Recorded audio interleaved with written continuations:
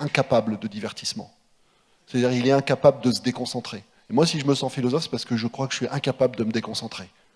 C'est-à-dire que la quête de vérité, la quête de sens, dans une vie de philosophe, c'est une obsession pure. On peut s'intéresser à autre chose. Il y a des choses que j'aime bien manger, par exemple.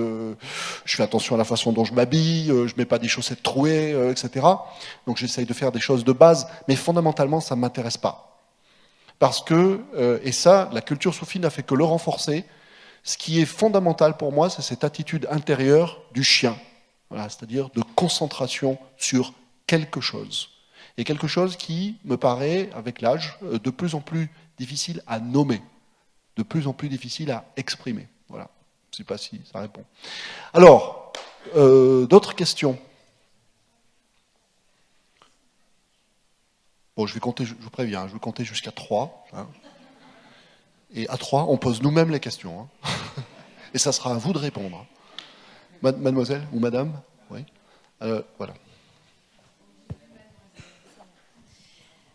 Bonsoir. Donc, je voulais juste revenir sur ce que vous disiez en tout début d'intervention, sur la montée en popularité en fait, du soufisme aujourd'hui. En fait, à la limite, ça fera une transition avec la question précédente.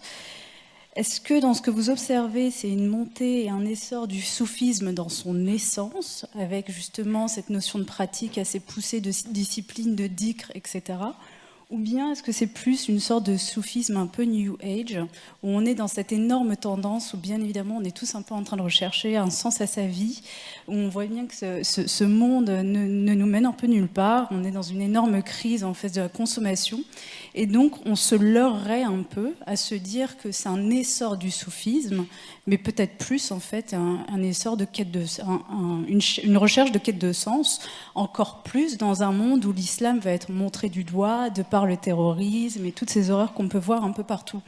Donc pour moi en fait, bon, c'est une première question et une réflexion après qui est plus de se dire si au final on perd cette essence-là du soufisme, qui est un peu l'ADN de cette pensée, le risque serait qu'au fur et à mesure du temps, en fait, on perde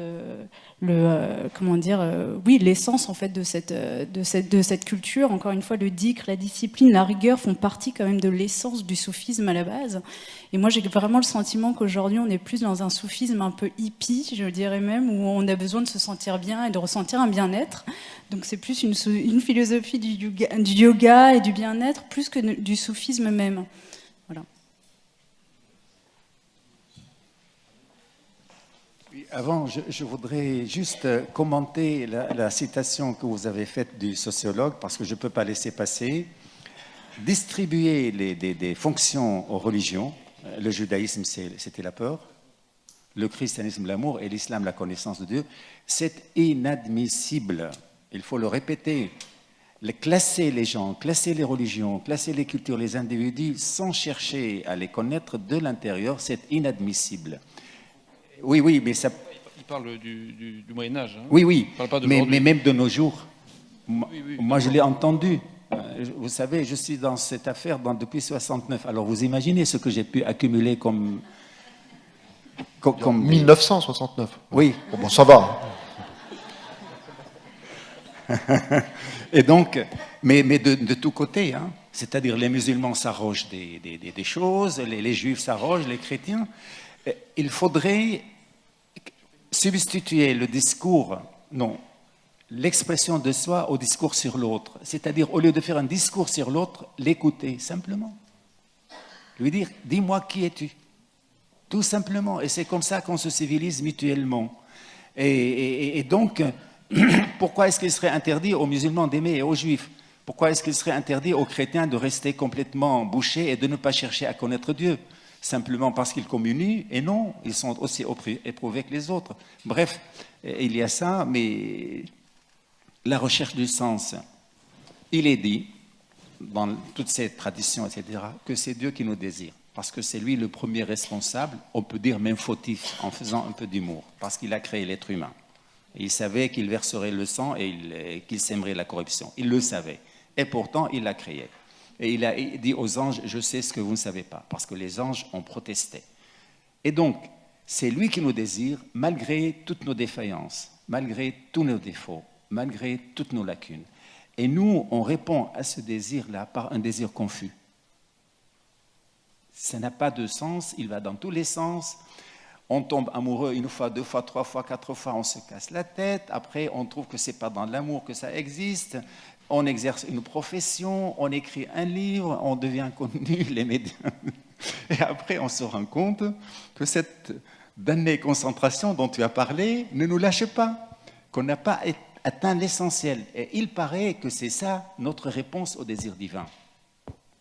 Donc Dieu nous désire, nous le désirons à notre manière. Et petit à petit, il rectifie le tir et il nous aide à ce que notre désir coïncide avec le sien. Alors, que ce soit mode hippie ou yoga ou sophisme à la moderne ou à l'ancienne, il faudrait que chaque être humain soit responsable de ce qu'il cherche. Il y a des fois où des amis, puisque je connais le texte coranique en arabe, qui viennent me poser des questions pour me coincer. Alors, qu'est-ce que tu penses? Je leur dis ce que je pense. Ah non, je ne suis pas d'accord. J'ai dit, bah, tu n'es pas d'accord, tape. Sondez le sens du verset toi-même. Demande à Dieu, tu crois en Dieu? Oui. Eh bien, prie pour qu'il te donne le sens, comme Abdelkader recevait le sens du Coran dans son cœur. Prie pour qu'il te donne. Et quand tu l'auras trouvé, viens le partager avec moi, je te serai reconnaissant. Donc, le fait de chasser les disciples, je crois que c'est une chose magnifique. Il faut dire à chacun, assume ta recherche du sens, assume ta concentration. Oui. Et je termine par un verset où Dieu s'adresse à des contemporains du prophète pour leur dire, est-ce vous qui allez distribuer les grâces du Seigneur? Et quand Massignon, à qui on le doit beaucoup dans le domaine du dialogue des religions, dit le monothéisme farouche des musulmans, oui, nous sommes farouches quand il y a des obstacles entre la conscience humaine et son créateur. Oui, moi je deviens farouche, je ne deviens pas violent, je deviens farouche, je dis non, je refuse cela. Parce que c'est Dieu seul qui dispose des grâces qu'il attribue à... Oui. Voilà. Alors, on va prendre une autre question, juste pendant que le micro arrive, juste un complément de réponse. Ce que vous signalez nous renvoie à ce qu'on a essayé d'évoquer depuis le départ, c'est-à-dire une vraie crise également du soufisme, hein, et qui n'est pas propre au soufisme, au sens où ce qui nous rend tous perplexes, quelle que soit notre confession, c'est que toutes les confessions aujourd'hui sont en crise, toutes les écoles spirituelles sont en crise. Hein. Par rapport à ça, le conseil que je donnerais, ce serait malgré tout un conseil d'indulgence, hein, c'est-à-dire que par rapport à certaines choses qui peuvent nous paraître très aventureuses, et effectivement en rupture avec l'essence de ce qu'elles ont été au moins historiquement, mais en même temps ça nous oblige à réfléchir de façon critique sur ce qu'on appelle l'essence. Est-ce que ce qui a constitué l'essence devra toujours demain constituer encore l'essence d'un phénomène, ou en tout cas sous telle et telle forme? Donc je crois qu'on doit malgré tout avoir une certaine bienveillance, teintée aussi de vigilance, hein, par rapport à des choses qui seraient effectivement complètement farfelues, de nouvelles manipulations, etc., etc. Et puis peut-être, là où on est, s'engager soi-même.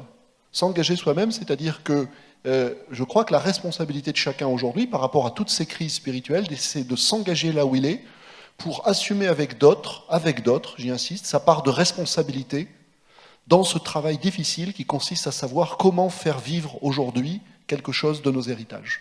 Voilà. Bon. Alors, encore une question peut-être? Au fond, monsieur, là-bas.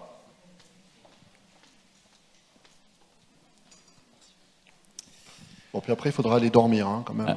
Alors, bonsoir. Bonsoir. C'est pas vraiment une question, en fait, c'est plus un remerciement déjà pour cette conférence très enrichissante.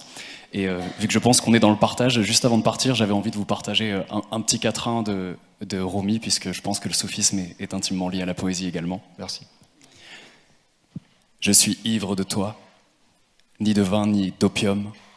Je suis fou, ne cherche pas la raison chez un fou. De mon âme débordante naissent 1000 fleuves, de ma danse tournoyante, le monde est étourdi. Merci.